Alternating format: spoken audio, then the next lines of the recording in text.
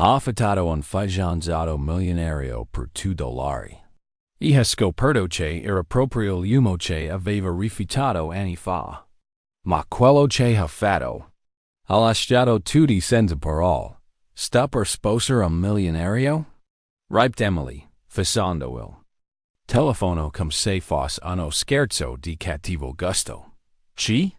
Tua sorella malefica? Chi's Olivia, la sua migliore amica, masticando un croissant con la bocca piena. Proprio lei. E indovina? Mio padre mi ha scritto per invitarmi al matrimonio. E ha pure aggiunto, vestiti in modo decenti, come se ti presentassi a volta in un sacco della spazzatura. Spado Olivia. Emily alzò gli occhi al cielo. Per lui sono sempre la vergogna della famiglia. Allora, si Andre. Certo che si vado. Ma non da sola. Incrocio le braccia con sorriso furbo. Cosa? Vuoi portarti il ragazzo del pis? No, sto per assumere un fidanzato finto. Giusto per far rosicare quella strega. Un modello, anatori. Chianque sembri costoso. Gli occhi di Olivia si spalancarono. Amica, non hai nemmeno I soldi per comprare il sapone. Come lo paghi questo fidanzato? Emily afferrò il telefono e iniziò a cercare su un sito di annunci. Se sarà un'opzione economica. 2 secondi dopo, urlò. Oh mio Dio, si paga or. Dovrei lavorare un anno intero solo per permettermi un fidanzato finto. E nemmeno incluso il bacio. Forse ti concedono una stretta di mano. Rice. Olivia. Emily aprì il portafoglio con fair titrel. No, du. Ecco. $2. Du. Olivia si morse il labbro per non scoppiare ridere. Con quelli forse ti prendi un abbraccio rapido. Sei fortunata. Ci accetterebbe mai?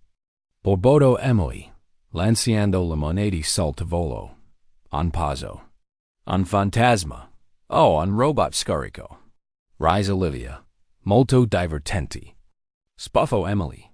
Poi, una voce accanto a loro. Li accetto. Emily e Olivia si voltarono all'unisono. Un uomo alto, in completo oscuro, sorriso tagliente e Kafka in mano, la guardava. Scusi, cosa? Cheese Emily, sospettosa. Ho sentito la tua offerta. $2 per fare il fidanzato per un giorno. Accetto. Olivia lo fissò. Ci sei? Un attore fallido? Un detective sotto copertura? Un mago? Una spia russa? Brian, no, nessuna di qualcosa. Mi sembrava divertente. Emily lo osservò attentamente. Troppo bello per vendersi per 2 spiccioli. Capelli perfetti, occhi che potevano seguire il ghiaccio, e un'aura misteriosa, come se fosse appena uscito dei 3 soap opera. Stai scherzando, vero? No. Se voglia, posso essere il tuo fidanzato ufficial per la serata. Posso anche tenerti la mano e sorridere come nel pubblicità del bureau. Ma ho davvero solo $2. Brian fi spallucci e le restituì le monete con sorriso. Comprono il Kafka. Il resto lo faccio per piacere. Olivia sicuro. Amica, sembra l'inizio di un film. Solo che non sappiamo ancora se è una commedia romantica o un thriller. Emily lo guardò di nuovo. C'era qualcosa di familiare in quel viso, ma non riusciva a capire cosa. Va bene, sabato. Il matrimonio di mia sorella. Gente ricca e noiosa. Devi sembrare costoso. Sono un esperto nel sembrare costoso. Disse lui con un sorriso sornione. Mandami l'indirizo. Si sarò. E se ne andò. Con la naturalezza di chi ha appena accettato un appuntamento al bar. Emily e Olivia rimasero di sasso. Hai appena scelto un fidanzato per $2, mormorò Olivia.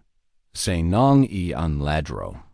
Questa sarà una gran storia.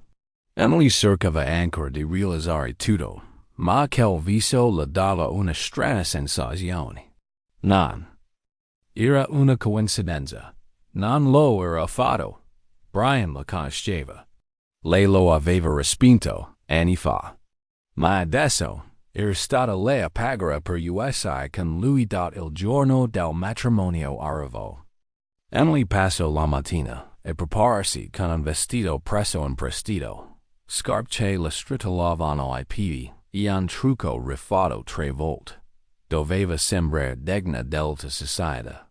O almeno provarci. Quando Brian arrivò a prenderla, la mancò. Il fiato era irriconoscibile. Un completo su misura più costoso di 6 mesi del suo affitto. Un orologio discreto ma brillante. E un profumo capace di far sospirare qualsiasi donna nel raggio di 5 metri. Wow! Fu tutto COG risk. E dire, contenta del tuo investimento di $2? Soris Brian, porgendo il braccio. Dov'hai preso quell'abito? L'hai affittato anche tu. Diciamo che ho la mia risorsa. Emily aggrottò la fronte. Qualcosa non tornava. Ma non c'era tempo per indagare. Quel matrimonio era già abbastanza esplosivo. Le domande potevano dar il luogo della cerimonia. Era dei film. Giardini immensi.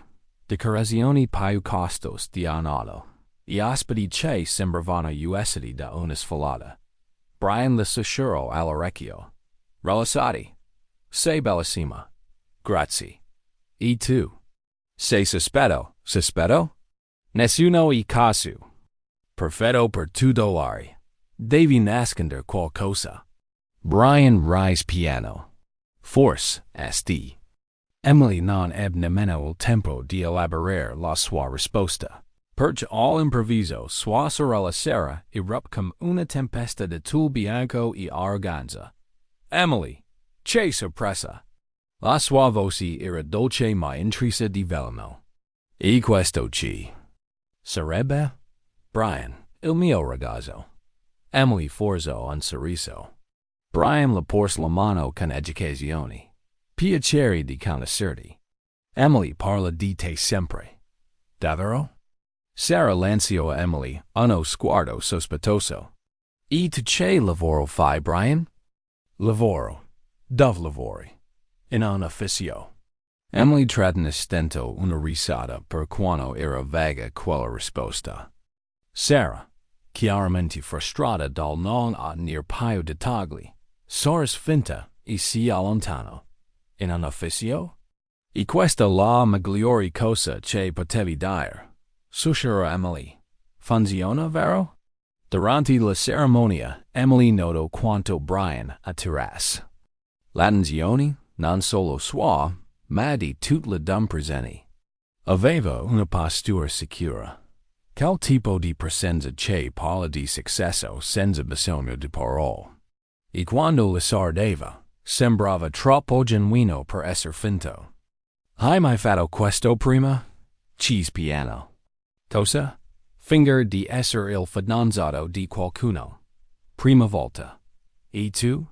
Hai mai scelto un fidanzato finto? Anche per me è la prima volta. Stiamo improvvisando insieme. Brian sorrise. Mi piace improvvisare. Il momento più imbarazzante arrivò al ricevimento. Il padre di Emily, sempre un uomo affascinante, decise di fare un discorso su famiglia e tradizioni. Guardava Emily come se fosse la pecora nera official. E naturalmente siamo felici che anche la nostra Emily abbia trovato qualcuno di speciale. Con l'entusiasmo di chi annuncia una condanna. Tutti si volterono a guardarli. Emily sentì il volto brusco per l'imbarazzo, ma Brian si alzò con grazia e alzò il bicchiere. Grazie, signor Thompson. Emily è davvero speciale. Sono fortunato che mi abbia dato una possibilità. L'intera stanza sospirò all'unisono. Anche Sara sembrava un po' impressionata. Emily fissò Brian come se venisse da un altro pianeta. Come facevi a sapere il cognome di mio padre? Li ditto tu, non lo ditto. Brian feast l'occhiolino. O una buona memoria. Durante la cena le domande continuavano a fiocare. Come si erano conosciuti? Da quanto stavano insieme? Progetti per il futuro? Brian rispondeva come se fosse abituato a essere interrogato. E quindi, dove siete incontrati? C'è una zia curiosa. In un bar. Rispose Brian. Emily si lamentava della vita e io. Ho pensato che fosse autentica. Emily rischiò di sputare il vino. Autentica? E un complimento. S'assicurò lui. Il colpo di scena arrivò durante il brindisi degli sposi. Tutti in piedi, bicchieri alzati, quando Brian si avvicinò all'orecchio di Emily. Mi hai rifiutato all'inizio. E ora hai pagato per essere con me. Emily rimase paralizzata. Il bicchiere quasi le sfugge di mano. Cosa? West High School, 2018. Eri con I tuoi amici popolari davanti agli armadilli quando ho cercato di chiederti di venire al ballo. Ti ricordi? Il volto di Emily divenne pallido. I ricordi la travolsero come andanda. Un ragazzo timido, magro, con occhiali enormi e apparecchio. Lei si era presa gioco di lui davanti a tutti. Ora Brian Walker Miller.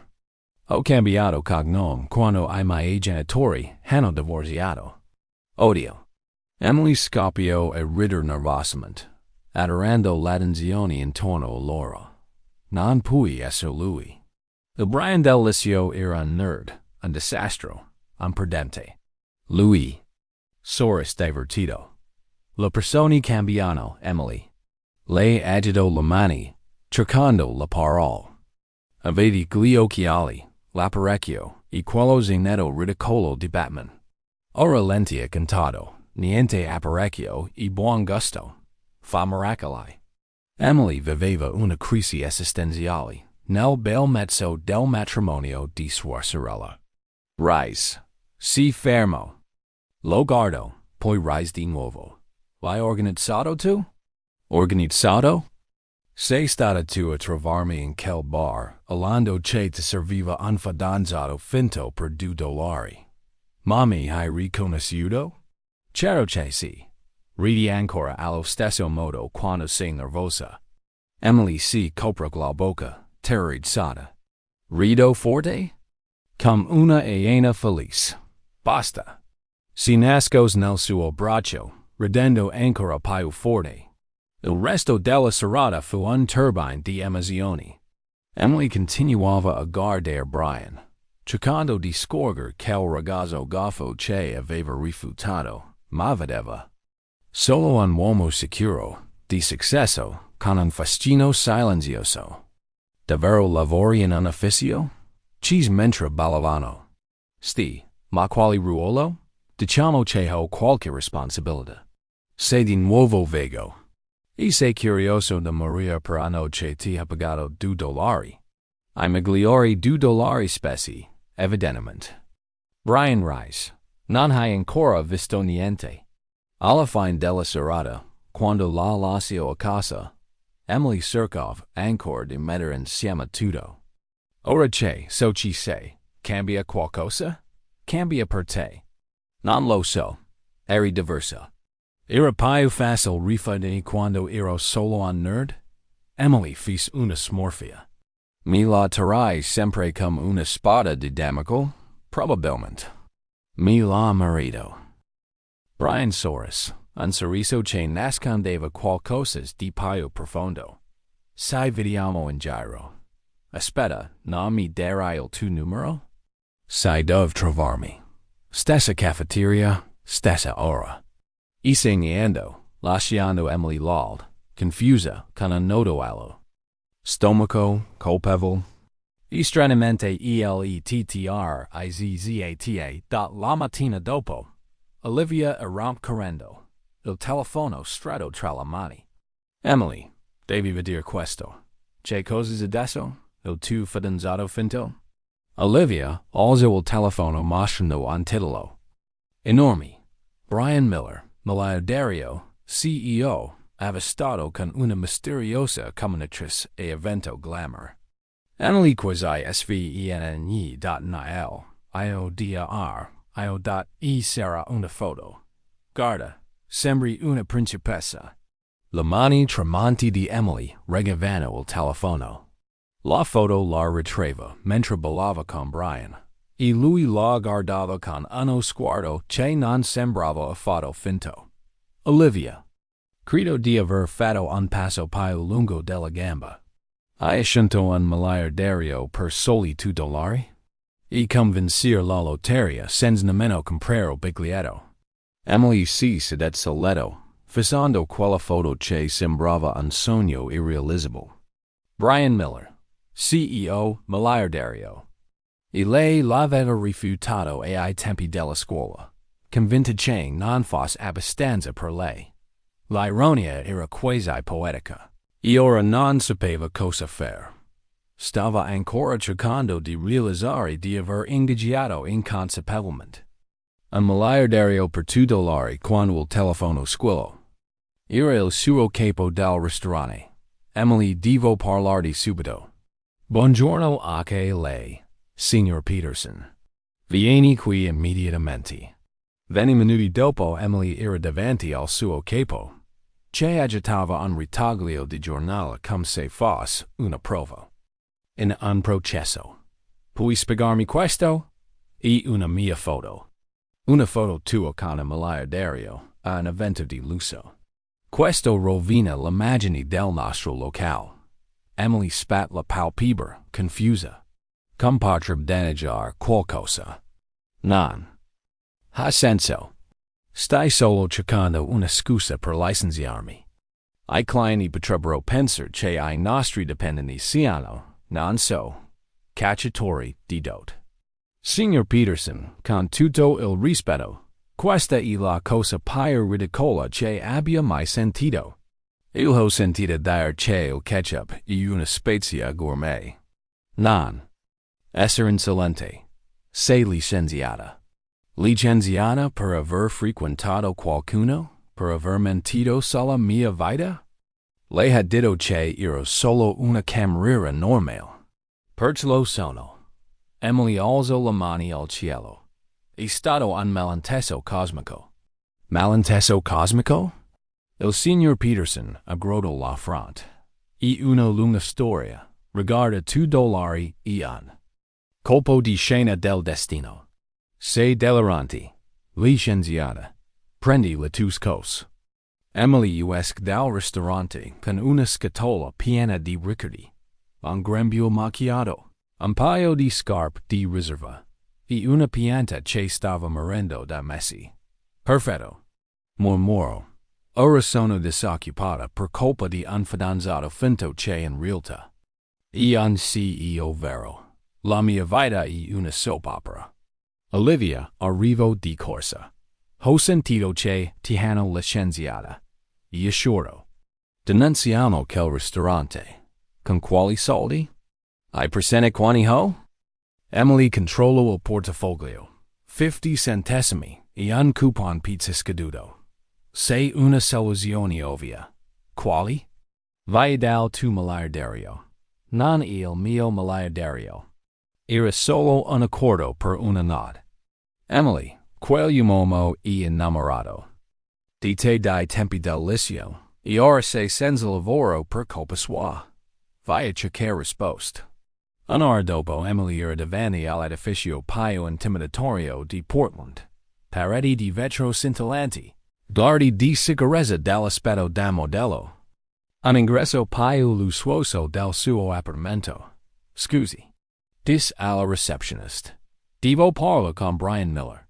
La receptionist la scrutò dall'alto in basso con uno sguardo di puro disprezzo. C'è questo nessuno? Ha un appuntamento? No, ma temo che sia impossibile. Ascolta, Barbie della reception. Dis Emily con le mani sui fianci. Devo parlargli di una questione personale che riguarda $2.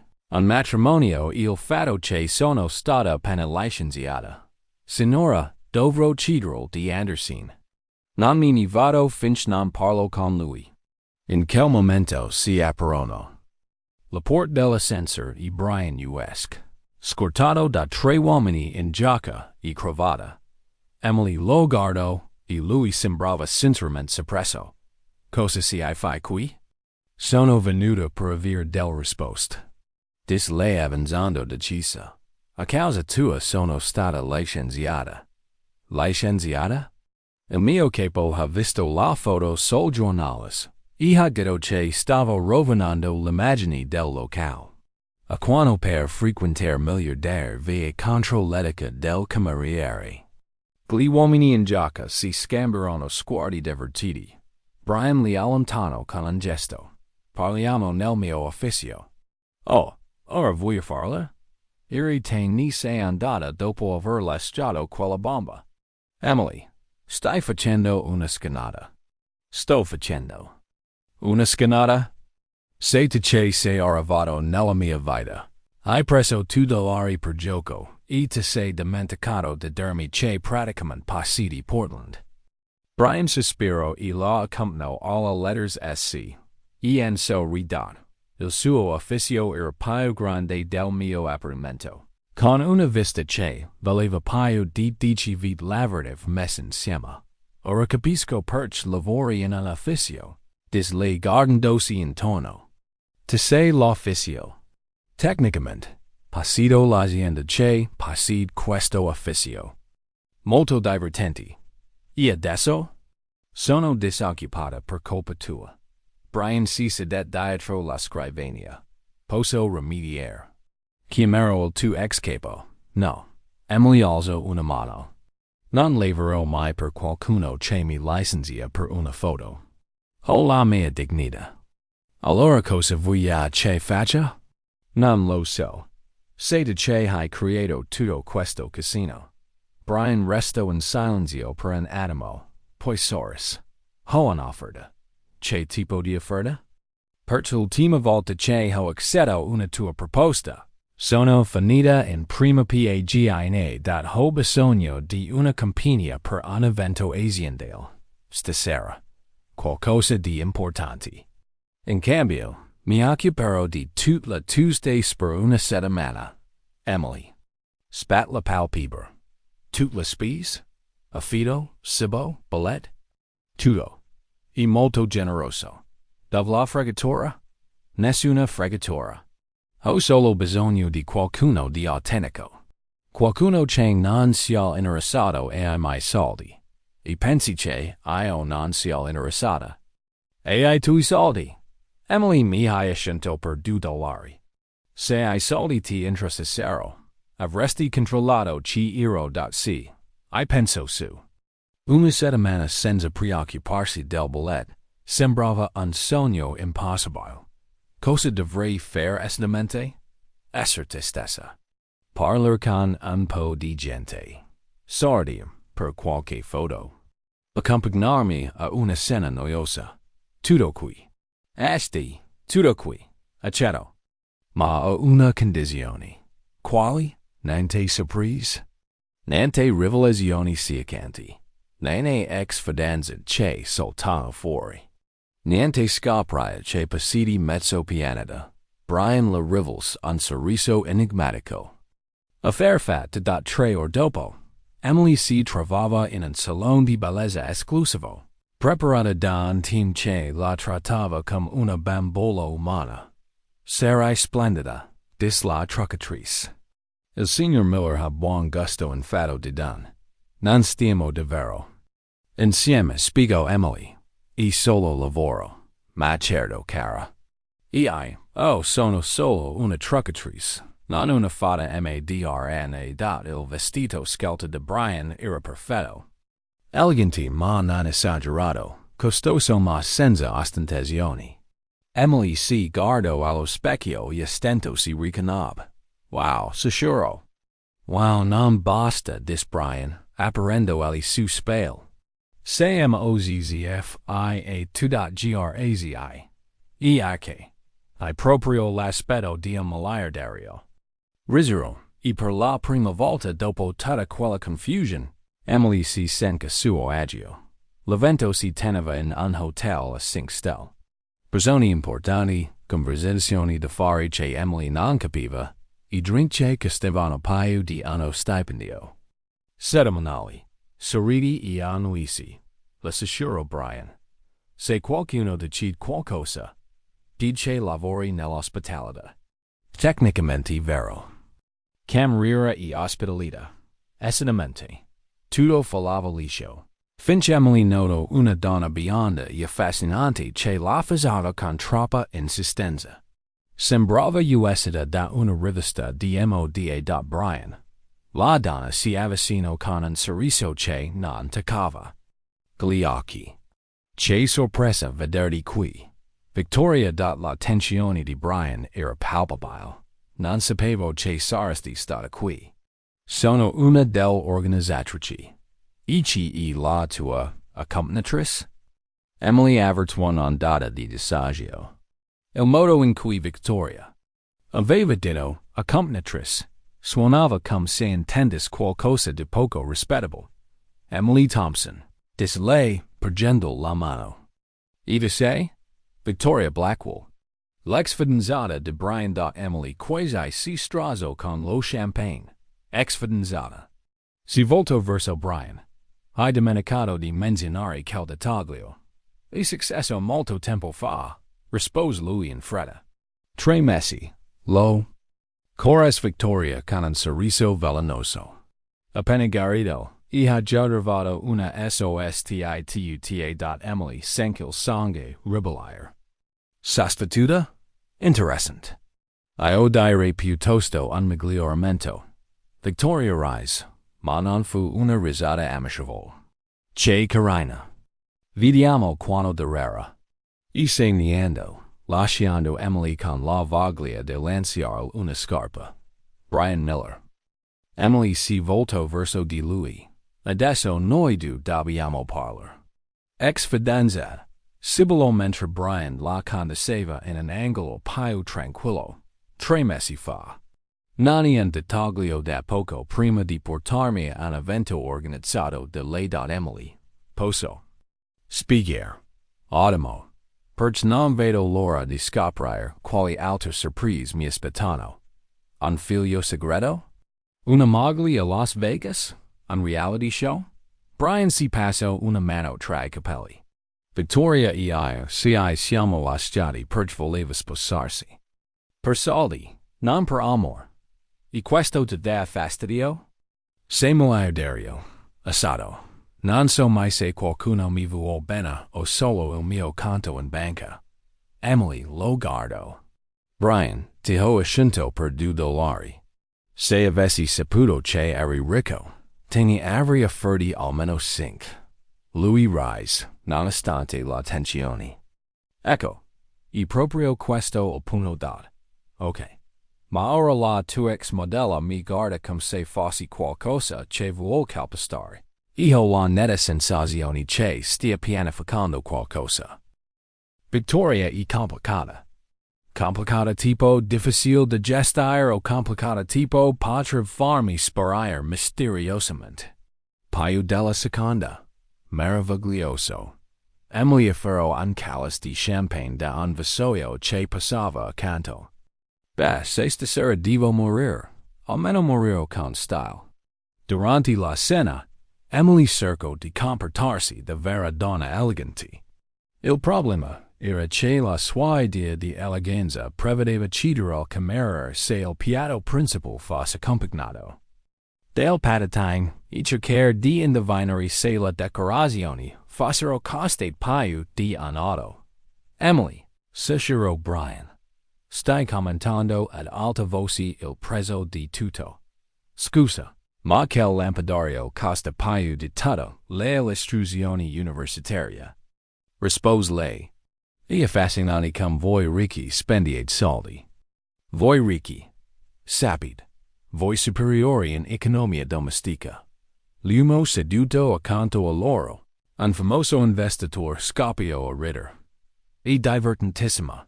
Dov'l'hai trovata, Brian? In una cafeteria, rispose Emily prima che Brian potesse farlo. Mi ha affittata per $2. tutto il tavolo cad in un silenzio total. Brian cerco di recuperare. No. Emily continua allegra. E proprio casu che è andata. Avevo bisogno di un fidanzato finto. Lui stava bevendo il caffè e il resto è storia. Il miglior investimento che abbia mai fatto da tutti al tavolo scoprirono a ridere. Apparentemente, l'onesta brutal di Emily era aria fresca in quella stanza piena di chiacchiere inutili e masher patinate. David raccontarsi di paio. Dis una donna anziana, chiaramente divertita. Beh, tutto è iniziato per mia sorella si stava sposando con un milionario. E non volevo presentarmi da sola con tutti che mi chiedevano quando avrei trovato un fidanzato o fatto figli. Ero tipo, ragazzi, ho 23 anni, non 80. Brian la guardava con un misto di panico e ammirazione. Emily parlava con le mani, raccontando storie imbarazzanti sulla sua famiglia. E aveva tutta la tavolata completamente catturata. E poi mio padre disse, metti qualcosa di decente. Emily imitò la voce profonda del padre, come se dicesse, come se io di solito girassi con un sacco della spazzatura. Altra risata. D'altra parte della stanza, Victoria osservava tutto con un'espressione sempre pia cupia. Emily, sussurrò Brian, forse dovr cosa? Parler meno? Esser più misteriosa? Si girò verso di lui con un sorriso malizioso. Brian, caro, mi hai una per essere autentica. Questa è Emily Thompson, senza filtri. Proprio per questo è perfetta, disse l'investitore. Finalmente qualcuno di vero in questa stanza, piena di facciate da Dio Pio Sena. Mentre la gente si mescolava per fare networking, Emily continuava a essere Emily. Cisan CEO com riusis a dormire la notte, sapendo che guadagnava in un giorno quello che altri guadagnano in un anno. Cisa una socialite per qualcuno avrebbe bisogno di 17 borse uguali in colori diversi. E di consigli finanziari non richiesti basati sul buon senso e sull'intuizione mil. State complicando tutto troppo. Dis a un gruppo di uomini d'affari. Investire e come USA con qualcuno. Se sembra troppo bello per essere vero. Probabilmente non lo è. Se è troppo complicato, non ne vale la pena. E se tua madre non lo approverebbe, scappa. E sorprendente saggio. Memoro anno di loro. Brian la osservava d'altra parte della stanza, completamente rapido. Emily non cercava di impressionare nessuno, non seguiva la parola con cura. E proprio per questo era la persona più interessante dell'evento. E diversa, dis una voce accanto a lui. Brian si voltò e vide Victoria avvicinarsi. Victoria, rilassati. Non sono qui per creare problemi. Sono davvero curioso della tua nuova amica. Emily è difficile da spiegare. Lo vedo. Ha appena detto a Johnson che dovrebbe investire nei food truck, perché il cibo di strada vende sempre. E ora si sta pensando sul serio. Brian guardò Emily che spiegava con entusiasmo qualcosa sull'economia dei food truck. Ha una sua logica, e di sé innamorato di lei. Brian si girò verso Victoria. Cosa? Per favor, Brian, ti conosco da 5 anni. Non ti ho mai visto guardare nessuno con guardi lei. È complicato. Le migliori storie lo sono sempre. Victoria prese un sorso di champagne. Posso darti un consiglio? Lo farei comunque. Portala a fare brunch con me domani. Brian la guardò come se gli avesse proposto di fare skydiving. Vuoi fare brunch con Emily? Solo voi due? Voglio conoscerla meglio. Donna a donna senza di te. Victoria. Ti conosco. Quale il? Piano. Nessun piano. Lo prometto. La soris innocente. Solo vecchia curiosità. No, Brian. Se I casu specially cum sembra, può gestarmi. E se non può, meglio scoprirlo subito. Proprio in quel momento, Emily apparve canto a loro, le guance. Era se dal single quote entusiasmo. Brian, non si crederai. Ho appena convinto tre persone a investire nell'energia solare, paragonando il sol a un fidanzato affidabile. Si fa vedere ogni giorno e non ti delude mai. Victoria, ricentrament per la prima volta quella sera. Emily, posso invitarti a qualcosa? Certo. Che. Ni dici di un brunch domani? Solo noi due. Conosco un posto carino. Emily guardò Brian. Che sembrava stesse avendo un attacco di panico silenzioso. Davvero? Vuoi fare brunch con me? Assolutamente. Mi piace conoscere persone interessanti. Mi piacerebbe molto. Emily Soros. Sembra divertente. Con una giornata tra ragazzi. Brian Capche era nei guai. Emily non aveva idea di cosa stesse succedendo. E Victoria sicuramente aveva qualche piano in mente. Emily cercò di intervenire Brian. Forse. Oh no. Emily gli scarse il dito davanti, con uno sguardo deciso. Non rovinerai la mia prima occasione di avere un'amica ricca. Immagina solo. Tutte le storie che deve avere. Victoria sorrise dolcemente, ma c'era qualcosa di tagliente nel suo sguardo. Oh caro. Oh tante storie, soprattutto su Brian. In quel preciso istante, Brian capì che il brunch sarebbe stato un disastro epico. Ma Emily sembrava casu. Felice che non riesca a rovinare tutto. Perfetto. Sospirò lui. Un brunch solo per ragazzi. Sarà meraviglioso. Emily bat le mani con entusiasmo. A che ora? Alle 10 o'clock. Ti mando l'indirizzo. Quella sera, mentre se ne andavano, Emily era ancora al settimo cielo. Mi è piaciuto tantissimo. Tutti erano casu gentili. E Victoria mi ha pure invitata a un brunch. Brian guardò fuori dal finestrino, pregando silenziosamente ogni santo. Che gli venisse in mente. Questo sarebbe andato molto meglio. Sabato mattina, Emily si svegliò carica di eccitazione. Finalmente avrebbe partecipato a un brunch elegante con una ex modella che, guarda caso, era anche l'ex fidanzata del suo finto miliardario, ma non era casu ingenua. Sapeva che Victoria stava tramando qualcosa. La mia vita è diventata una soap opera. Mormorò mentre cercava l'outfit meno fuori luogo nell'armadio. Il ristorante scelto da Victoria era proprio il tipo di posto dove Emily non sarebbe mai andata da sola. Arredamento minimalista, piatti che costavano più del fido, e un pubblico che sembrava questo da una rivista di gossip dell'alta società. Victoria era Giselle, circondata da tre donne che sembravano su cloni. Beyond, sottilissime. Con sorrisi che non raggiungevano mai gli occhi. Emily salutò Victoria con un gesto amichevole, come se fossero migliori amici. Vieni a conoscere la ragazzi. Emily si avvicinò, cercando di non inciampare nei propri piedi. Ciao ai. Tut. Questa è Madison, a re della Fortuna Whitmore Labs. Sofia, proprietaria di una catena di centri benessere, e Jennifer, sposata con il senatore Thompson. Piacere. Disse Emily con un sorriso sincero.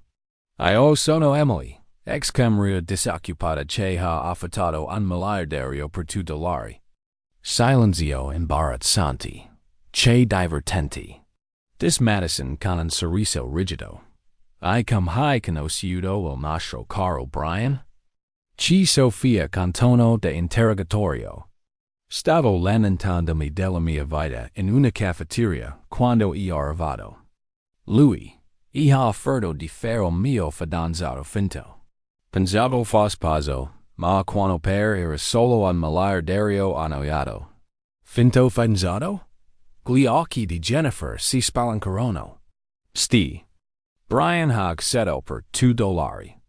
Il miglior affair della mia vita. Victoria Lalancio un sorriso dolce ma tagliente. C'è storia interessante. Quindi non avete una relazione vera. Se I diversiamo. Lui paga la mia bolletta. Io lo faccio. Ritter. E come un accordo commerciale con benefici emotivi. Benefici emotivi? Rise Madison. C'è moderno. E non ti senti, non so, a disagio? Ci Sofia appoggiandosi su Brian. Emily masticò penserosa un pezzo di croissant. Disagio? Perch? Lui ha furto. Io ho accetto. E un po' come essere un influencer. Solo c'è in visti vonder trucchi, offro compagnia vera. Vera, riped Victoria. Parola interessante. Ma, ci sono. Non fingo di essere sofisticata. Non conosco l'etichetta. Iriho chiesto al cameriere se quel piatto da $200 includeva ricorisce gratuito di soda. Le donne si scambiarono sguardi o ripolati. E Brian lo accetta? Cheese Jennifer. Anzi, gli piace. Ha detto che non aveva mai incontrato nessuno. Casu, qual era la parola? Rinfrescante. Rinfrescante? Riped Victoria con un tono che gelava l'aria. Come l'acqua fredda in una giornata calda. Il gelato quando hai il ciclo. O trovare soldi dimenticati nella tasca dei jeans. Madison quasi soffoco.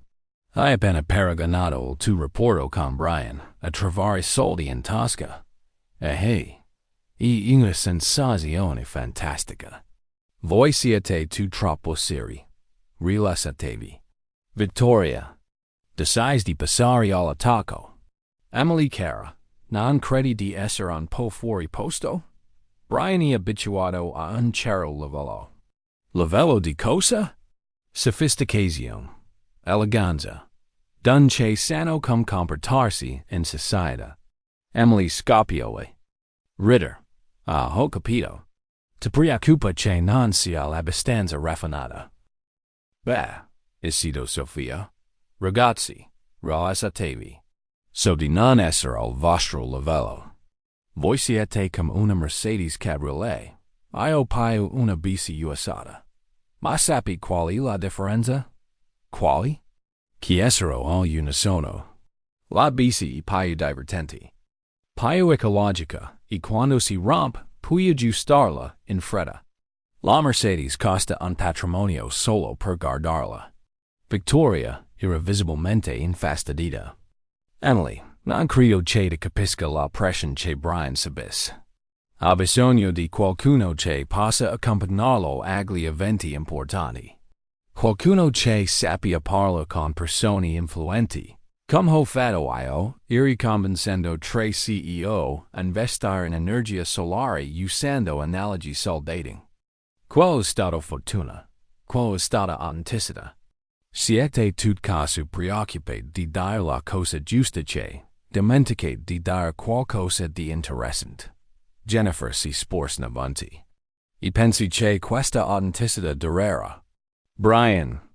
Ha frequentato alcuni del don paio eleganti del PAESE.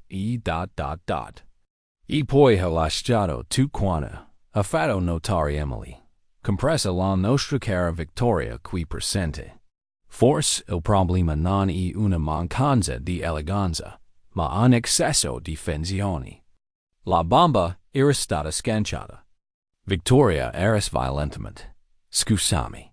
Senti, Victoria. Sei bella, ricca, sofisticata, ma diciamoci la verità. Se fossi davvero così perfetta, saresti ancora fidanzata con Brian, no? Sì, siamo lasciati per differenze insanabili. Come quando. Lui ha scoperto che ti interessava più la sua carta di credito che lui. Silenzio assoluto. Emily, Victoria, Torai, discone deni stretti. non avid idea di ci stai parlando.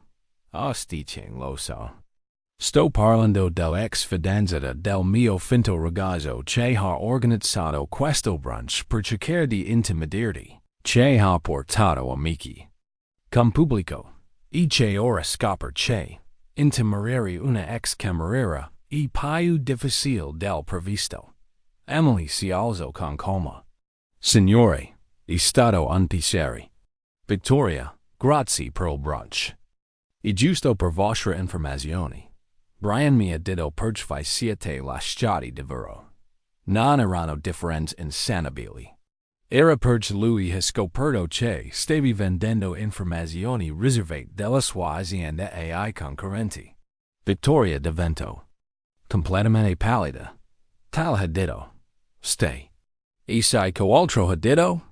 Che voi due non siete mai stati davvero vicini.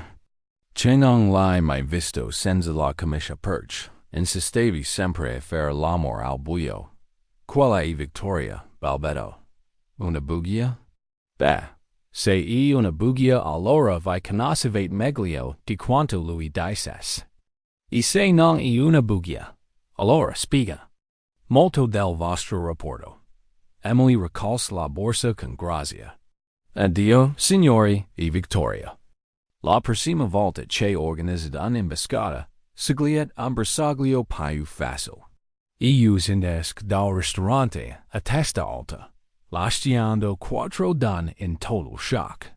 10 minuti dopo, Brian arrivò di corsa. Emily era seduta sul marciapiede. Mangiare un hot dog comprato da un venditore ambulante. Emily, come è andata? Stai bene? Benissimo. Soris luminosa. Penso di aver fatto nuove amicizie. Davvero, le ho schiacciate. È stato epico. In macchina, Brian non riusciva a smettere di sorridere. Raccontami tutto, parola per parola. Emily raccontò tutta la storia, con le espressioni del don perfettamente imitate. Brian rise casu fort che dovette fermare l'auto. Sei incredible? Disguardano negli occhi. Sono una sopravvissuta. No, sei molto di più. Sarà qualcosa di diverso nel suo sguardo. Più intenso, più vero. Emily sentì il cuore batter forte. La tensione in macchina era palpabile. Brian si chinò lentamente verso di lui. Brian non si mosse. Le loro labbra erano quasi a sfiorarsi quando Brian si tirò indietro bruscamente. Mi dispiace. Io non posso. Emily era confusa e ferita. Perché no? È complicato. Con te tutto è complicato. Brian sospirò. Emily, non capisci. Qualunque cosa sia tra noi non può succedere.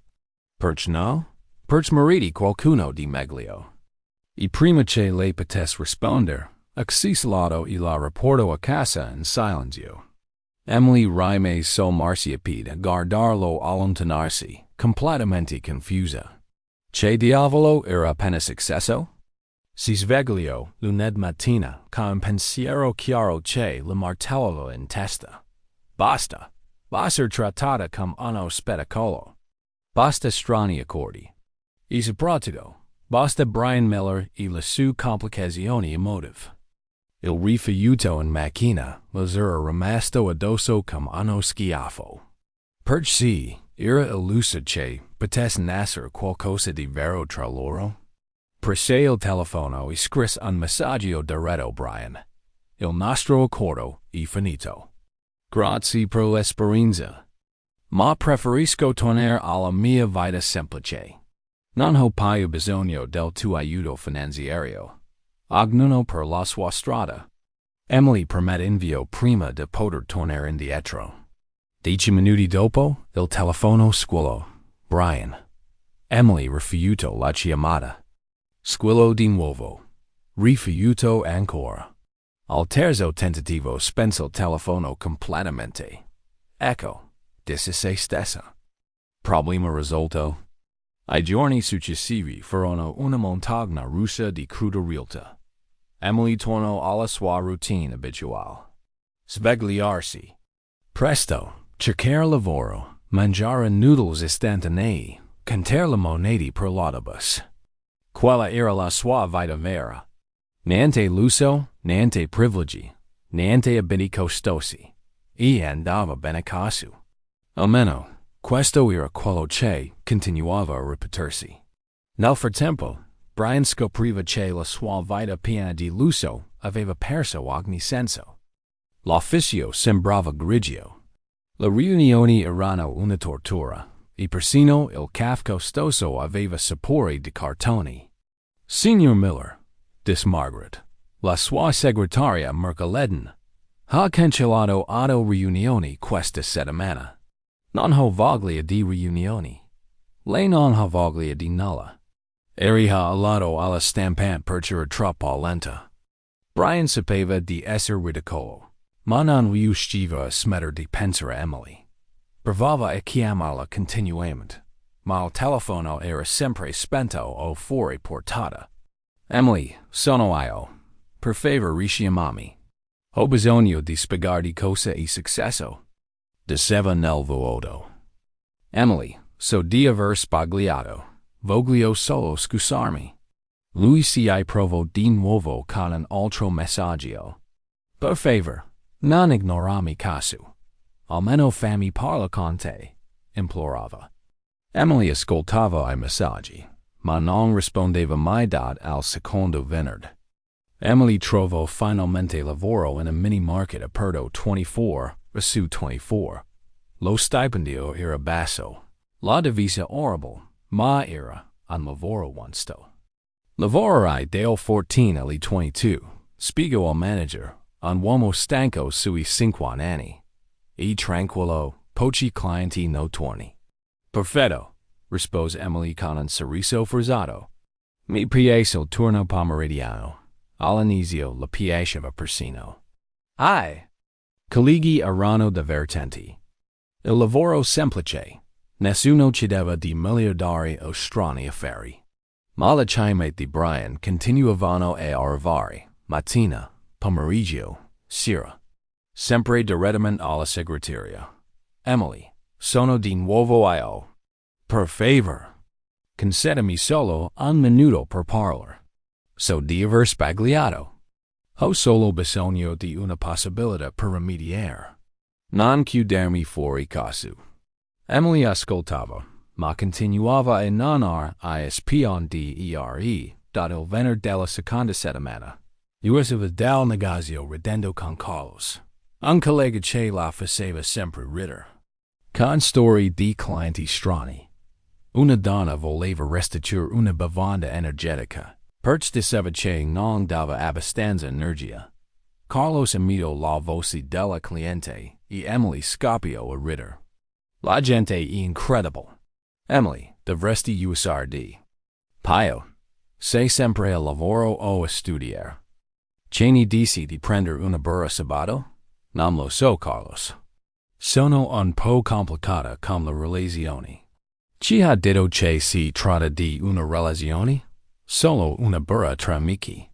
Stava per accedere, quando un auto nera si fermò di colpo davanti a loro. Brian mi esque come una furia serio. Emily. Brian. I suoi occhi si spalancarono. Cosa si fai qui? Devo parlarti. Carlos guardava avanti e indietro, percependo la tensione. Emily, stai bene? Sto bene, rispose in fretta. Carlos, questo è qualcuno che conosco. Brian. Lui e Carlos. Il mio collega. Brian fissò Carlos con uno sguardo che avrebbe potuto fondirla ciao. Collega? Sti amico? E tu ci saresti? Carlos Cheese, visibilmente infastidito dallo sguardo. Nessuno importante, rispose Emily prima che Brian potesse parlare. Carlos, vediamo lunedì. Tutto a posto, esito Carlos, ma se ne andò dopo aver salutato Emily. Cosa? Vuoi, Brian? Emily incrociò le braccia. Voglio parlare. Non rispondi alle mie chimate perché non sai niente da dire. Sti che sei. di quello c'è e successo in macchina. Niente e successo. I chiarito che non voglio nulla con me. Brian si passò una mano tra I capelli, frustrato. Emily, non capisci. E complicato. Tutto con te e complicato. Brian, io sono semplice. Mi piacciono le cose semplici. Ma quello che abbiamo non è semplice. Non abbiamo niente. Disse Emily con fermezza. Abbiamo fatto un accordo, e ora è finita. Ognuno per la sua strada. Emily, sto ricostruendo la mia vita. Ho un nuovo lavoro. Colleghi simpatici. Una routine che ha senso. Sto bene così. Ti stai bene ad uscire con quel ragazzo? Emily lo guardò incredula. Sei geloso di Carlos? Sul serio? Non è gelosia. Gelosia. E non hai alcun diritto a esserlo. Sei stato tu a rifiutarmi, rickety? Brian aprì la bocca per discutere, ma Emily continued. Ascolta. Brian, sei un uomo incredible. Di successo. Con tutto quello che una donna potrebbe desiderare, ma hai paura dei sentimenti veri. Io non starò qui ad aspettare che ti risolva I tuoi problemi emotivi. Emily, ti prego. No. Vai a casa, Brian. Trova qualcuno del tuo mondo, qualcuno che capisca le tue complicazioni. Io voglio solo pace. Emily entrò nel negozio. Senza guardarsi indietro, lasciando Brian fermo sul marciapiede come una statua. Dentro, si appoggiò al muro e tirò un respiro profondo. Mi piace, pensò. Davvero mi piace, ma non avrebbe mai funzionato. Veniamo da due mondi diversi. Lui ha bisogno di qualcuno sofisticato, e io so solo come essere me stessa. Spat lo sguardo fuori dalla finestra, e vidi Brian ancora elde, e fecero il negozio. E per meglio, sicuro, ma il suo cuore dissentiva. Tornata a casa dopo aver visto Brian, Emily si sentiva completamente svuotata. Crollò sul divano. E fissò il soffitto, cercando di mettere ordine nei pensieri. Olivia, urlò. Ho bisogno di terapia d'urgenza. Olivia esce dalla cucina con una ciotola di popcorn. Da quel tono. Diary che fare con un certo miliardario. Complicato. E apparso al mio lavoro dal nulla, come uno stalker in giacca e cravatta. Raccontami tutto. Non soltar nessun dettaglio succoso.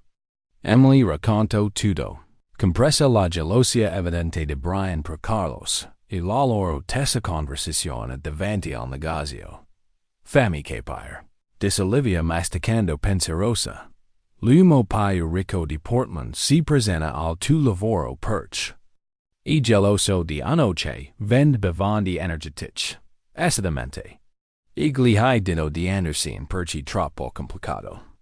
Olivia, quell'uomo non riesce nemmeno a baciarmi senza avere una crisi esistenziale. Amica mia. Olivia si sedette di fronte a lei. Posso dirti una cosa? Vai. Stai facendo una cavolata. Grazie per il supporto. No, sul serio, Emily. Quell'uomo è chiaramente innamorato di te. Lo è dai tempi del liceo. Solo che ha paura. Paura di cosa? Paura che di scopre che è umano. Pensaci. Ha passato tutta la vita a essere giudicato per I suoi soldi. Poi arrivi tu. Lo tratti come una persona normale. E lui non sa come gestirla. Emily aggrodò la fronte. Olivia, lo stai difendendo? Sto difendendo l'amore.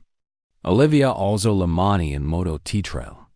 Emily, quando è stata l'ultima volta che ti è piaciuto davvero qualcuno? Io? Esatto. Mai. E ora arriva anno che ti fa ridere? Ti tratta bene? Ti prodiga? E te ne vai solo perché è un po' nevrotico? Un po' nevrotico. Olivia? Ha piacere di una banca. E allora? Tutti hanno problemi. Anche tu. Ricordi, Quando non sei uscita di casa per 3 mesi perché tu ex idiota ti aveva detto che eri troppo intensa? Emily fece una smorfia. Quella era una cosa diversa. No, non lo era. Avevi paura di essere te stessa. Adesso I Brian ed Evan. Siete perfetti l'uno per l'altra. Olivia. Emily, tu potresti essere la persona che lo fa sentire normale. E lui potrebbe essere quello che ti fa sentire speciali. E come una rabbia reciproca, ma con I baci. Emily scoppiò a ridere. Suo malgrado. Terapia reciproca con I baci. Esattamente. Senti, puoi restare qui a lamentarti perché complicato. A pur puoi andarlo e cercare, e vedere se vale la pena seguire il nodo. E se non funziona? E se invece funziona? Emily, sei stata la persona più felice che abbia visto te. Messi. E di quando se n'è andato, sei un disastro. Non sono un disastro, amica. Stamattina hai mangiato gelato a colazione. Gelato a colazione? Emily sospirò. Forse hai ragioni. Ma certo che ho ragioni. Ora vai a cercare tu. Miliardario nevrotico e sistema la cosa. E se non volesse parlarmi, Emily, è venuto al tuo lavoro come un pazzo geloso. Vuoi parlarti? Emily si alzò, determinata. Lo andrò a cercare. Brava! Vai, guerriera! La mattina dopo, Emily chiamò l'ufficio di Brian. Miller Corporation, buongiorno. Ciao, vorrei parlare con Brian Miller. Il signor Miller non è disponibile al momento. Posso prendere un massaggio?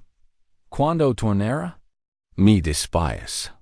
Non posso fornire questa informazione. Emily provò altre 5 volte quella settimana. Sempre la stessa risposta. Brian non era disponibile. È strano, disse Olivia. Dove può essere un miliardario se nessuno sa quando torna? Forse ha viaggiato, o forse mi sta evitando di proposito. Emily decise di indagare da sola. Si recò alla della Miller Corporation e cambiò strategia. Salve. Dis alla receptionist. Sono Emily Thompson. Devo restituire qualcosa al signor Miller. Come ha detto che si chiama? Emily Thompson. Lui sa che sono. La receptionist fece qualche telefonata. Il signor Miller è fuori città. Vuole lasciare un messaggio. Fuori città da quando? Mi dispiace, non posso dirglielo. Emily us frustrata. Brian era letteralmente spirito. Quella sera al lavoro racconto tutto a Carlos. Amica, dovresti assumere un investigatore privato. Scherzo lui. Molto spiritoso. Carlos si I penso su. Mia sorella lavora alla reception di un ospedale privato. Hace sempre tutti I pettegolezzi dell'alta società. Un ospedale? Sti. Ha detto di aver visto il nome Miller nella lista dei visitatori questa settimana. Qualcuno della sua famiglia è ricoverato. Il cuore di Emily mancò un battito. Quale ospedale? Portland General. Reparto VIP. Carlo sei un genio. Il giorno dopo, Emily andò all'ospedale.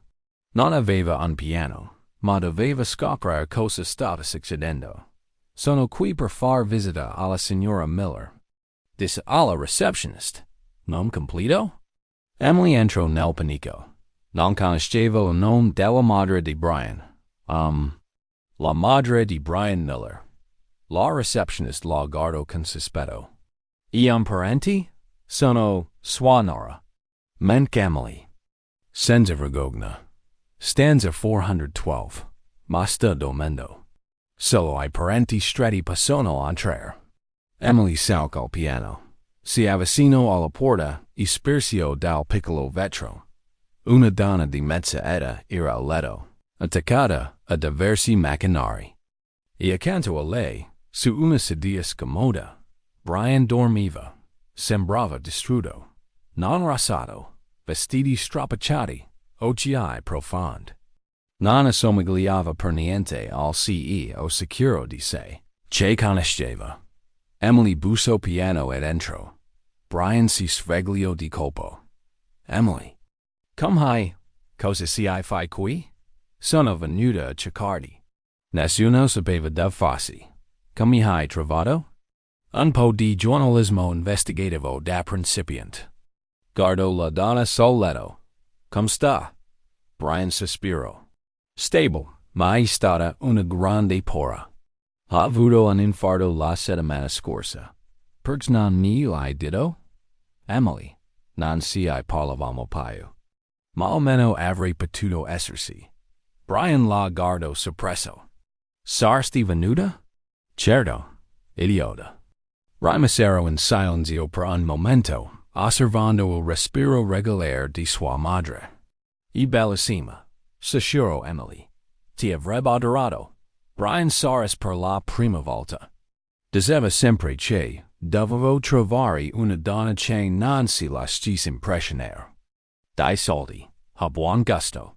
Emily, riguardo a quello che è successo in macchina. Brian, non devi spiegare. Divo. Si alzò e la fissò. Mi sono allontanato perché avevo paura. Paura di cosa? Paura che ti accorgessi che stato tutto questo successo. Sono ancora il nerd insicuro del liceo. Paura che scopri che sono solo un ragazzo normale con un conto in banca annual. Emily sentì il cuore stringersi. Sei l'unica persona che mi tratta come un essere umano, non come un miliardario. E questo mi spaventa, perché non ho mai desiderato. Niente quando desidero te. Allora perché non mi hai baciata? Perché sapevo che se ti avessi baciata, non sarei più riuscito a lasciarti andare. Emily si avvicinò lentamente. E ci ha detto voglio andarmene. Emily, adesso avevo paura. Paura di non essere abbastanza per te. Di non riuscire a stare al passo con il tuo mondo. Ti sei meglio di tutto il mio mondo. Questa volta, quando Emily si chinò per baciarlo, Brian non si tirò indietro. La strinse a sé e la baciò come se fosse l'aria che doveva respirare. Ti amo. Sussurrò contro le sue labbra. Anch'io t'amo, rispose lei sorridendo. Anche se sono complicata. Soprattutto perché sei complicato tu. Qualcuno deve semplificarti. Brian rise e la baciò. Ancora. E per la prima volta in settimane, Emily sentì di essere seminata doveva stare. Nel letto, la madre di Brian aprì leggermente gli occhi e sorrise prima di riaddormentarsi. Suo figlio aveva finalmente trovato qualcuno di speciale. I giorni seguenti in ospedale divennero una routine stranamente intima per Emily e Brian. Si alternavano nel prendersi cura di sua madre, Margaret Miller, che lentamente si stava riprendendo dall'infarto. Emily scoprì che Margaret era un insegnante in pensione con un senso dell'umorismo pungente, anche de malata, e che chiaramente aveva cresciuto Brian per essere un uomo gentile.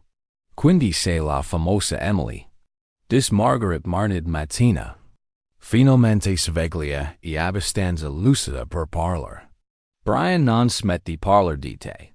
Emily lanciò uno sguardo a Brian. Che eras, davvero? Ha detto che sei la donna più coraggiosa che abbia mai conosciuto e anche la più testarda. Protestò Emily ridendo. Testarda e un complimento. Ho detto determinata. Si defease Brian. Brian caro hai detto, sorrise Margaret. Mal hai detto con affetto. Emily piacque subito a Margaret. Aveva quella saggezza tranquilla che arriva dopo aver vissuto molto e aver capito cosa conta davvero nella vita. Durante la lunga in ospedale, Emily e Brian parlarono più che in tutto il tempo in cui si conoscevano. Niente eventi sociali. Nessuna pressione esterna, solo loro due. Kafka da ospedale, I momenti di sincerità.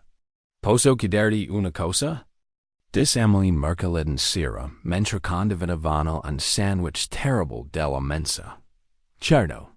Perch davvero hai presso I mai $2 quel giorno? Brian Soros, I mescolo il kafk. Vuoi la risposta romantica o quella real? Entram. La romantica e che ti ho riconosciuta subito, e volevo una seconda possibilità. La real e che stavo passando una giornata davvero terrible. Cosa intendi? Ero appena uscito da una riunione in cui 5 persone hanno passato 2 ore a lusingarmi per un dia terrible solo perché sono ricco. Mi sentivo completamente disconnesso dagli altri. Poi ho sentito lamentarti di aver bisogno di un fidanzato finto per $2 e ho pensato, finalmente qualcuno che non se ci sono e vuol solo sentirsi normale. Esatto. Mi hai offerto $2 per essere me stessa per una sera. Non ho potuto resistere. Emily rise. Quindi ho salvato dalla noia esistenziale della ricchezza. Qualcosa del genere. Prego. Il giovedì, mentre Margaret dormiva, Brian finalmente si aprì sulla sua infanzia. Emily noto che si irrigidiva ogni volta che si parlava del liceo. Casu spins con delicatezza. Brian, posso chiederti com'eri prima? Com'eri al liceo? Rimase in silenzio a lungo, guardando fuori dalla finestra della spalla. Non è una bella storia. Non devi dirmela se non vuoi. No, Voglio. Te lo meriti. Brian inspiro fondo. Ero diverso. Troppo magro. Occhiali enormi. Apparecchio. Mia madre non aveva molti soldi, quindi indossavo vestiti di seconda mano che non mi stavano mai bene. Emily sentì il petto stringersi. La crudeltà del persone era una lama affilata. Molto crudele. C'era quel gruppo di ragazzi che la chiamavano professoressa Gadget, perché era brava in matematica.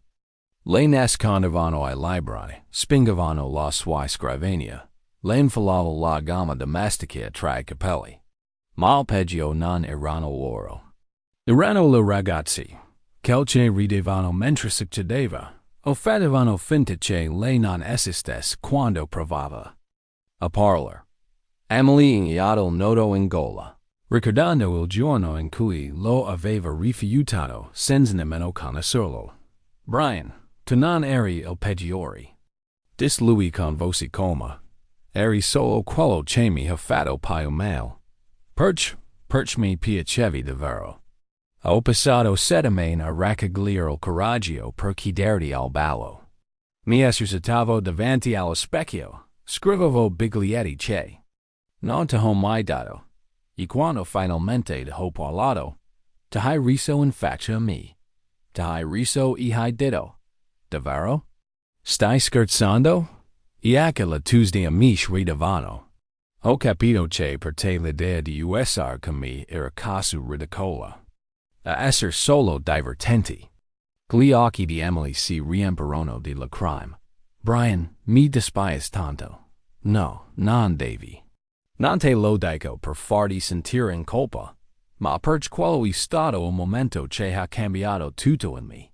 Cosa vuoi dire? Ho deciso che nessuno mi avrebbe mai più fatto sentire piccola. Ho passato gli anni successivi a reinventarmi. Ho iniziato ad allenarmi. Ho preso la lente e cantato. Ho cominciato a vestir meglio. Ho studiato come parlano, come si muovono, come agiscono le persone. Di successo. Ti sei ricostruito completamente e ha funzionato. All'università la gente mi rispettava. Nel mondo degli affari mi temevano. Ho ottenuto tutto ciò che volevo. Ma Brian Soros con tristezza. Ma dentro di me ero ancora quel ragazzo di 16 anni, terrorizzato dal rifiuto. Ecco perché non ho mai potuto avere relazioni vere. Una parte di me pensava sempre, se scopre ci sono davvero, ridere e se ne andrà. E come è stato diverso. Perché tu lo avevi già fatto. Mi avevi già rifiutato nel modo peggiore. Persio, in un certo senso, mi sentivo al sicuro. Non potevi farmi più male di quando ci avevi fatto. Emily gli prese la mano. Sai, Paro, anche io sono cambiata, vero? Lo so. E sai cosa sei di divertenti? La donna di cui mi sono innamorato non ha nulla in comune con quella ragazza che mi ha rifiutato al liceo. Sei cresciuta. Sei diventata gentile, coraggiosa, vera, più vera di ciò conosco. Brian. Emily, to me fai venire voglia di essere la versione più onesta di me stesso. Non al CEO, non al miliardario, solo me. Emily si avvicino e lo bacio con dolcezza. Amo solo te, Brian, con tutto il tuo bagaglio e le tue nevrosi. Anzi, proprio con quel fanno parte di chi sei. Si strinsero nel silenzio, e Emily senken legam con Brian che andava ben oltre l'attrazione fisica o la chimica. Era qualcosa di profondo, costruito sull'onesta e sull'excitazione reciproca. Emily, sussurrò Brian, grazie per cosa? Per avermi permesso di essere umano. Venerdì mattina, Emily aiutava Margaret a mangiare quando una voce familiare risuonò nel corridoio. Scusi, infermiera. So che non è orario di visita, ma sono molto vicina alla famiglia. Emily si bloccò. Conosceva quella VOCE. Victoria Blackwell comparve sulla soglia con un bouquet costoso. E un sorriso che non raggiungeva gli occhi. Brian caro, ho saputo di tua madre e sono venuta subito. Brian si alzò, un'espressione indecifrable sul volto. Victoria. Cosa fai qui? Sono venuta a vedere Margaret, ovviamente. Victoria si avvicinò al letto. Signora Miller, come si senti? Margaret la guardò con un freddo garbato. Molto meglio, grazie. Che meraviglia. Ho portato questi fiori per rallegrare la stanza. Emily osservava con crescenti irritazioni. Victoria stava palesemente recitando, facendo la parte della Nora devota perfetta. Victoria. Dis Brian con cautela, molto gentile da parte tua, ma, non è niente. Ho sempre considerato Margaret come una seconda madre. Emily quasi si strazo. Margaret sollevò un sopracciglio, chiaramente divertita da quella menzogna sfacciata. Interessante. This. Perch nei 5 anni in cui sei stata con mio figlio. Mi hai fatto visita. Vediamo 2 volte. Victoria. Eris legermente. Beh, ero sempre molto impegnata con il lavoro. Certo.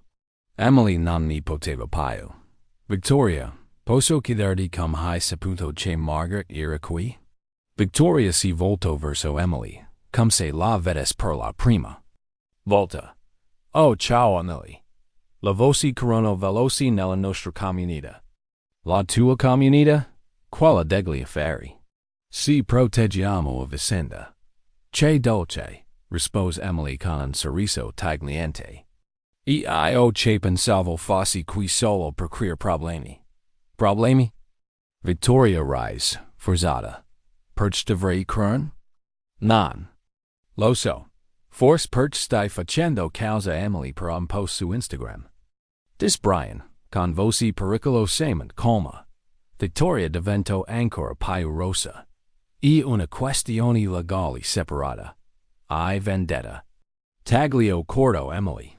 Sei arrabbiata perch Brian ha scelto l'ex cameriere in vista dell'ex modella. Emily. L'avvertore. Brian con gentile, zza.no, Brian. Emily si alzò in piedi e si mise di fronte a Victoria. Siamo onesti, Victoria. Hai lasciato Brian perch volevi un bancomat con marito, non un compagno. Io non riessi a sopportare di aver perso. Io non ho perso proprio niente. Rispose Victoria fredda come il ghiaccio. Brian si stancherà di te. Succede sempre. Victoria, intervenne Margaret dal letto con tono fermo. Credo sial meglio che te vada da Mrs. Miller io stavo solo. Caltono non la stava spazio o replich. Victoria guardo la stanza, capendo chiaramente di esser stata candidata. Bene. Districando di mantenere un minimo di dignità. Spero che te riprenda presto, Margaret. Grazie per I fiori. Rispose lei educatamente. Victoria uesca testa alta.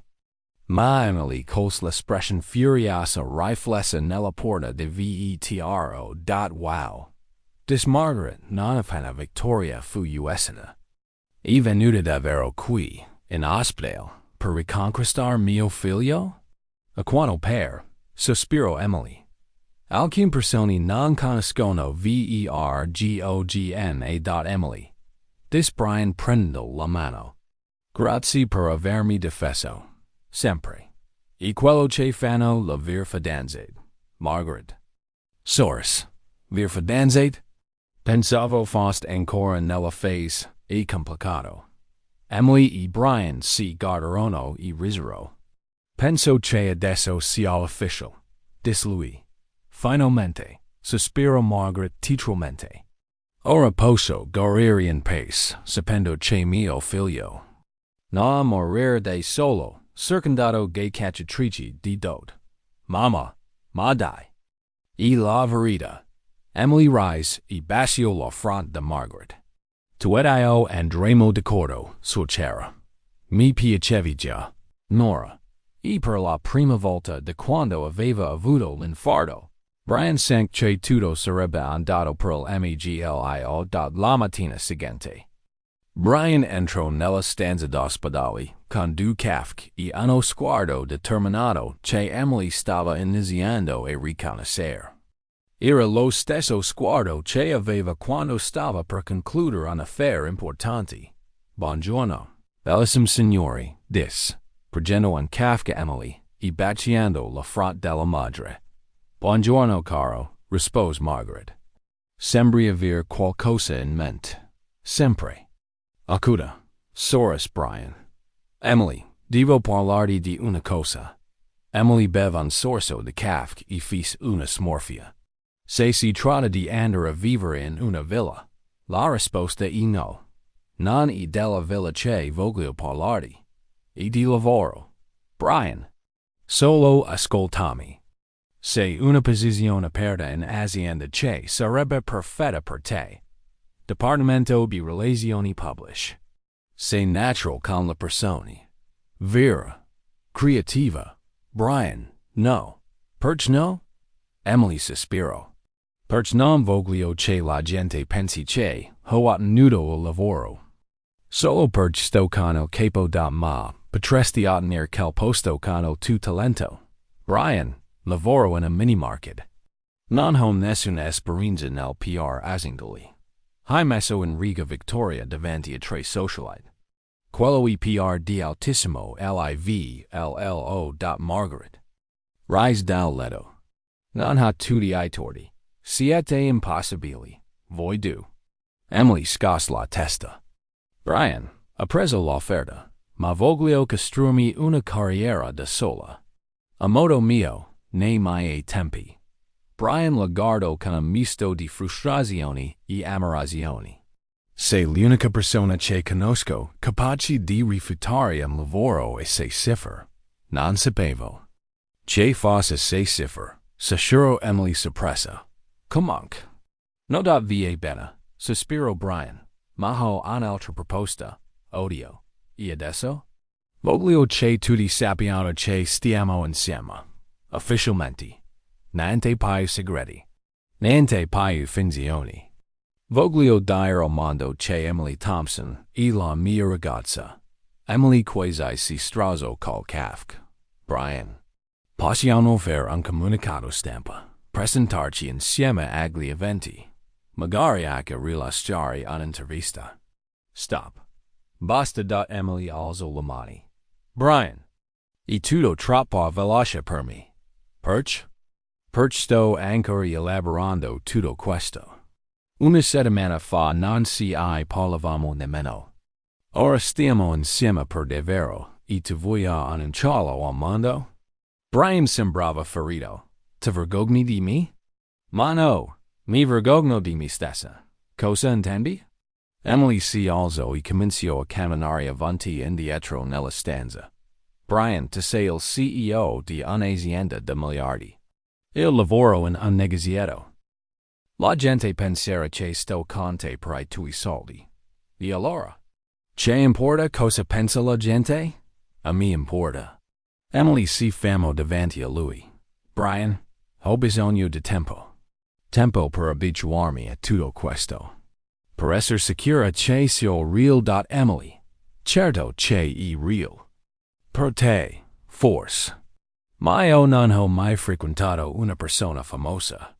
Non ho mai dovuto affrontare la stampa, I pettegolezzi. La gente che analizza ogni mio gesto.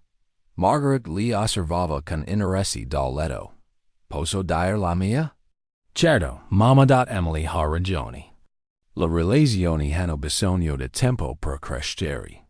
Prima di affrontare pressioni esterne. Grazie, Margaret. Ma Margaret, continue. Anche Brian ha ragione. Nasconder la relazione potrebbe fare più danni che altro. Emily e Brian si guardarono. Cosa suggerisci? Cheese lui. Tenetela privata per ora. Dis Margaret. Ma facete una scadenza. Un mese, magari due. Quando basta perché Emily si sente sicura. Un mese. Dis subito Emily. Dammi un mese per abituarmi all'idea. Brian le prese le mani.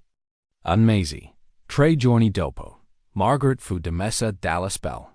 Brian insisteva per assumere un'infermiera privata. Ma Margaret rifiutò con fermezza. Non sono una invalida, Brian. Ho avuto solo un piccolo problema al cuore. Piccolo problema? Mamma, era quasi niente. Sto bene. E voi due smettetela di trattarmi come una porcellana. Quella sera, Brian organizzò una cena romantica per celebrare la guarigione di sua madre e per avere finalmente una notte solo per loro due. Scelse un ristorante piccolo e tranquillo, lontano dai luoghi dove era solito essere riconosciuto. E perfetto. Dis Emily guardandosi intorno. Accogliente, intimo e senza fotografi. Aggiunse Brian. Assato. Ordinarono vino. Parlarono di tutto e di niente e, per la prima volta dopo settimane, Emily si concesse di rilassarsi completamente. Brian, dis durante il dessert. Posso dirti una cosa? Certo. Ho paura. Di cosa? Emily giocarello con il cucchiaino. Di farmi male, di farti male, di far andare tutto storto. Emily, non ho mai provato niente del genere per nessuno. Continue. Fai paura. Ogni volta che mi sorridi, il mio cuore fa qualcosa di strano. Ogni volta che mi tocchi, dimentico come si respira. E mi terrorizza, perché se tutto finisse, farei più male di qualsiasi altra cosa che abbia mai provato. Brian le prese la mano attraverso il tavolo. Emily, anch'io ho paura. Davvero? Terribilmente. Sei la prima persona che amo davvero. Non l'idea di te, non ciò che rappresenti, ma te. E se sbaglio, non lo farai tu, come sai? Perché sei un uomo buono, Brian Miller. E gli uomini buoni non rovinano la cospel. Si stavano avvicinando per un bacio quando una voce familiare li interruppe. Che dolce! Emily e Brian si staccarono in fretta. Victoria stava di vicino con sorriso furbo. Victoria. Dis Brian con I denti stretti, che vuoi? Rilassati, Brian. Sono solo venuta a salutare la coppia felice. Come si hai trovati? Cheese Emily. Portman non è caso grande, cara. Emily si alzò lentamente. Victoria. Si stai seguendo? Segundoci? Rise, Victoria. E solo paranoia. Vengo qui a cena ogni settimana. Non è vero, dis Emily calma. Questo posto non ha nemmeno una stella Michelin, e non vorresti qui a meno che non fas l'ultimo ristorante sulla terra. Victoria divento leggermente rossa. Comosi? Comoso? Emily la rivels un sorriso dolce. Victoria cara, dovresti davvero trovare un nuovo hobby. Seguire le persone non hanno di quali buoni. Non sto seguendo nessuno, no? Allora come spieghi che eri all'ospedaliere, e ora sei qui in questo ristorante? Una coincidenza. Cosmica? Brian osservava Emily con misto di divertimento e ammirazione. Emily. Dis Victoria, con voce bassa e tesa. Non hai idea di chi hai davanti. Certo che lo so. Ho a che fare con una donna di 32 anni che non ha ancora superato il suo ex. Onestamente, è un po' triste. Triste? Victoria, hai mai provato la terapia? Per ossessionarsi con un ex non è sano. Se I sono professionisti che possono aiutarti. Victoria era furiosa. Sei solo una cercatrice d'oro, nient'altro. Ed sei solo un ex fidanzata margiata, rispose Emily con calma. Ma almeno io sono una cercatrice d'oro felice. Tu sei solo un ex infelice. Comosi, Victoria? Brian si alzò. Devi andare via adesso. Brian, non puoi parlarmi casu. Posso, e lo ho appena fatto. Smettila di seguirci. Smettila di creare drammi e vai a farti una vita tua. Victoria guardò Brian ed Emily, visibilmente frustrata. Non è finita, disse infine. Per noi è finita da tempo. Rispose Brian. Victoria se ne andò furiosa, e Emily tornò a sedersi. Beh, dissorciando il vino. È stato divertente. Sei stata fantastica. Rise Brian. Essere ossessionati dal proprio ex non è sano. Dav tirare fuori queste cose? Dai talk show mattutini. Sono molto istruttivi. Brian labasio la mano. Anch'io. Anche con la ex fidanzata pazza inclusa. A proposito, per la causa legale. Brian, oggi non voglio parlare di Victoria. Voglio parlare di noi. Allora parliamo di noi. E passeranno il resto della serata proprio casu. La mattina dopo la loro cena romantica, Emily si svegliò con una strana sensazione nel petto. Qualcosa della notte precedente la turbava, ma non riusciva a capire cosa. Forse era Victoria che si era presentata, o forse era la pora che aveva confessato a Brian. Quando arrivò al lavoro nel minimarket, Carlos notò subito il suo umore. Amica, sembri appena uscita da una light col tuo miliardario. Non abbiamo ancora litigato. Ancora, non suona bene. Emily sospirò mentre sistemava gli scaffali.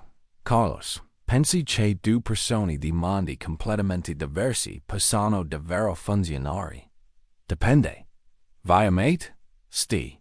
Vi rispettate? Sti. Vi divertate insieme? Molto. Allora qual è il problema? Il problema è che lui vuole rendere pubblica la nostra relazione. E io non so se sono pronta. Carlos smise di fissare drink. Emily, posso dirti una cosa? Certo. Hai paura di quello che penseranno. Gli altri. O hai paura di impegnarti davvero? La domanda colpe Emily come un pugno allo stomaco. Non lo so. Guarda. Scapper da una relazione per paura di essere giudicati è una cosa. Scapper perch hai paura di aprire il cuore è tutta un'altra storia. Emily restò in silenzio, lasciando che le parole dell'amico affondassero dentro di lei. Quella sera, Brian arrivò al negozio durante il suo turno, con uno sguardo deciso. Dobbiamo parlare. Senza tanti giri di parole. Brian sto lavorando. Emily, non possiamo più continuare casu. Casu con? Tu che ti allontani ogni volta che le cose si fanno serie tra noi. Un'ondata di irritazione montò in Emily. Non sono io a tirarmi indietro. say tu. Hai rifiutato quel lavoro.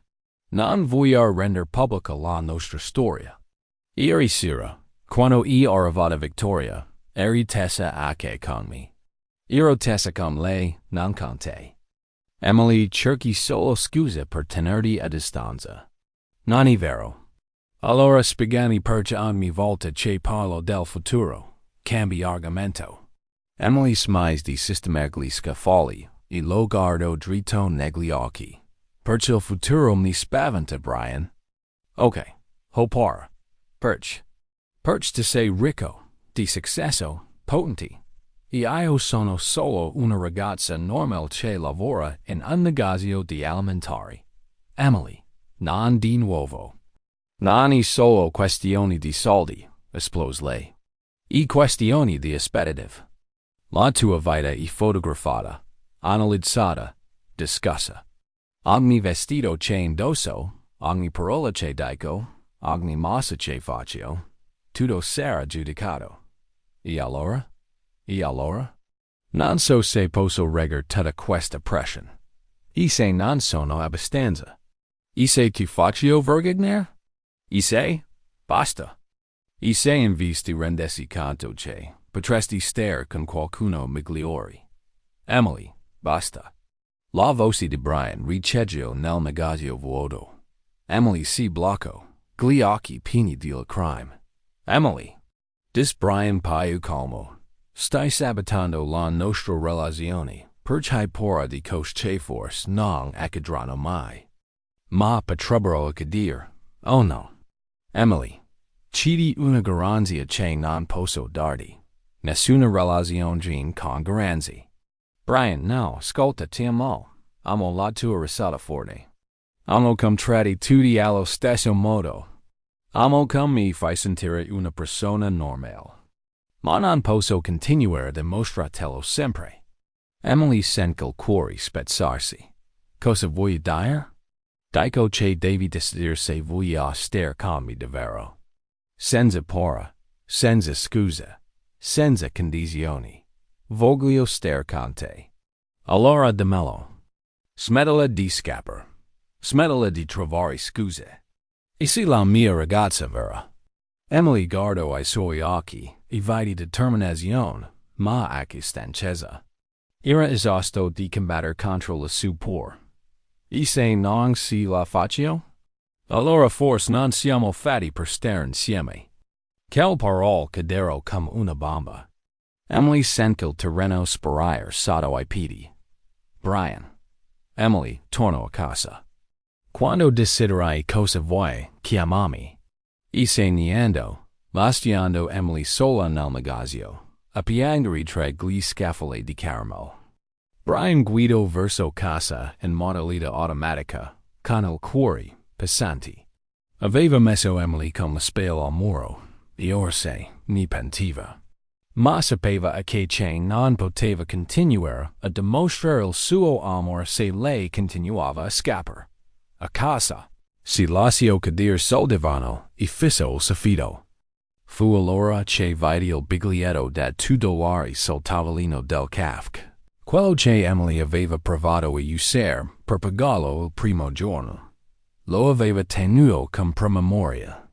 Lo prese in mano e fece un sorriso triste. $2. Il miglior investimento della mia vita. Con $2 aveva avuto la possibilità di conoscere davvero Emily. Di innamorarsi di lei. Di scoprire cosa significasse amare e essere amati per quello che si è veramente.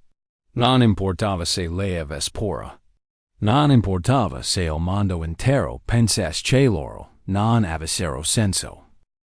Quel biglietto da $2 gli aveva dato qualcosa che ai soldi non potevano comprare. L'amor vero. E non avrebbe rinunziato senza lottare da 2 giorni dopo. Emily era a casa, cercando di convincersi di aver fatto la scelta giusta a non chiamare. Brian, quando Olivia era parlando, Emily, alzati subito dal letto, perch? Sei un uomo fuori con un cartellone enorme e dei fiori. Emily corse alla finestra e quasi sven. Brian era calpid, sol marciapid, con un cartellone gigante. Che diceva, Emily Thompson, voglio sposarmi per paio di $2. Lei si sti cosa, in pigiama e ciabatte. Brian, cosa stai facendo? Per qui, per strada? Emily, quei $2 mi hanno portato la cosa più bella della mia vita. Ora, voglio dare tutto quello che ho per avere la possibilità di passare il resto della mia vita con te. Si inginocchio proprio lì, sol marciapid, tirando fuori una scatolina dalla tasca. Emily Thompson, vuoi sposarmi? Senza pora, senza condizioni, solo io e te. Emily lo guardo, poi guardo l'anello e I vicini che spercivano del finestre. Brian, sei sicuro? Completamente. To me per quello che sono, non per quello che ho. Io ti amo esattamente. Per quello che sei. Coraggioso, autentico e completamente pazzo. Emily rise tra le lacrime. Lo sono un po' pazza. Allora, vuoi sposarmi? Emily guardò nei suoi occhi, e vidi tutto ciò che aveva sempre cercato. Amore, exaltazioni e la promessa di una vita piena di risa. Sicuro. Sti, grido. Certo che sti. Brian la sollevò e la fece girare su se stessa mentre I vicini applaudivano del loro finestre. Ti amo. Infilando l'anello al suo dito. Anch'io ti amo, anche se sei completamente pazzo a fare la proposta in mezzo. Alla strada. Ho imparato dai migliori. E si baciarono l'old, sol marciapid, mentre Olivia versava lacrime di gioia scattando fotografi. $2. Ci avrebbe mai detto che $2 potessero comprare un lido fine? 5 mesi dopo, Emily si svegliò il giorno del matrimonio con una strana sensazione nello stomaco. All'inizio pensò fosse solo nervosismo. Dopotutto è normale essere nervosi il giorno del nozze. Ma questa sensazione era diversa. Qualcosa che non riusciva a spiegare. La mia sposa preferita. Olivia irrompe nella stanza come una tempesta, portando l'abito di sposa. Come ti senti? Strana. Ammise Emily, seduta sul letto. Un po' nauseata, in realtà. Sono nervi. Anche o stare male se sposassi un miliardario bellissimo. Emily rise, ma la sensazione non passava. Durante la colazione, che Margaret aveva insistito a preparare da sé, Emily riusciva a malapena. A mangiare. Tesoro, devi mangiare. Dispreoccupata Margaret, non puis finire all'altare. Lo so, e solo che ... Non riesco. Devono essere ai nervi. Margaret la osservò attentamente. Come insegnante in pensione madre, aveva un istinto speciale per questa cosa. Emily, posso chiederti una cosa un po' personal? Certo. Quando è stata l'ultima volta? Sai, Emily si bloccò con la freccetta in mano. L'ultima cosa? Poi capc. Oh mio Dio! Tesoro! Emily corse al calendario in cucina e cominciò a contare sul dita. 1, 2, 3 volte. Emily? Cheese preoccupata Olivia. Devo andare. Dis Emily in fretta. Adesso? Sai, ma il matrimonio è tra 4 ore. Lo so. Per questo devo andare ora.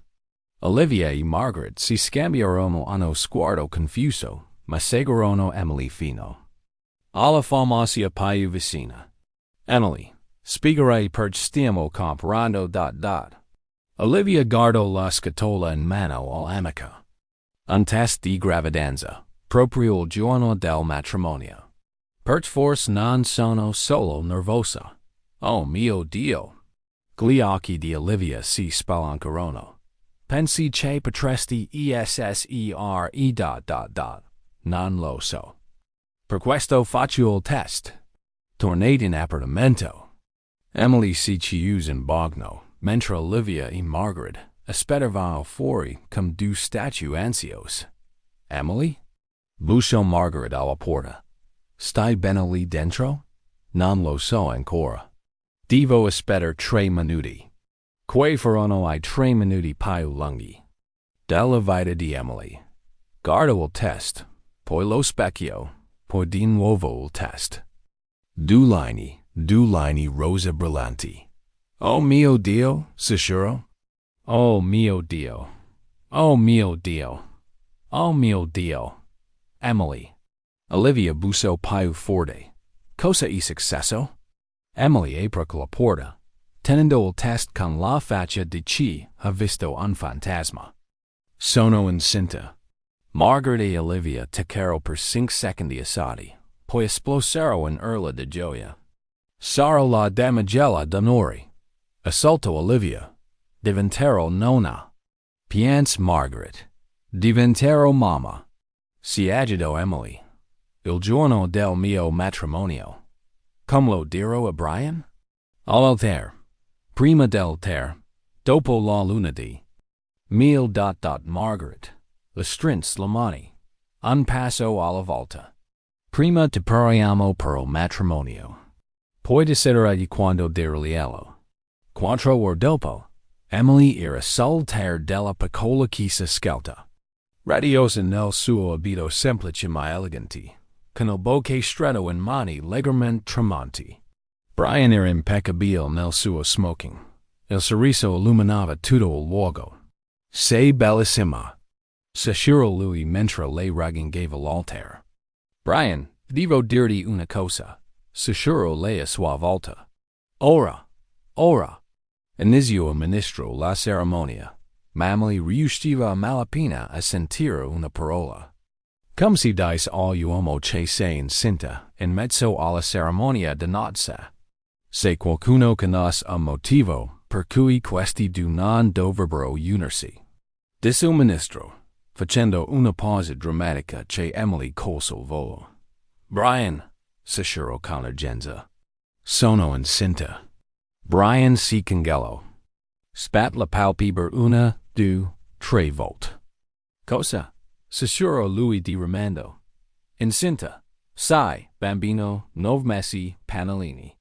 Brian la guardò come se stesse processando un'informazione in lingua straniera. To quando?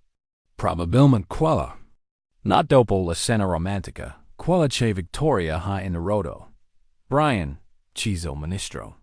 Va tutto bene? Brian si girò verso il ministro, poi verso Emily, poi verso la congregazione di amici e parenti, tutti in attesa. E incinta. Annunziò a tutta la chiesa, silenzio completo. Poi Margaret si alzò e cominciò ad applaudire. Diventero nonna. L'intera chiesa esplose in applausi, urla di gioia. Emily si copre il volto per l'imbarazzo, ma Brian la strinse a sé. Sei sicura? Cheese, con gli occhi lucidi. 3 test, tutti positivi.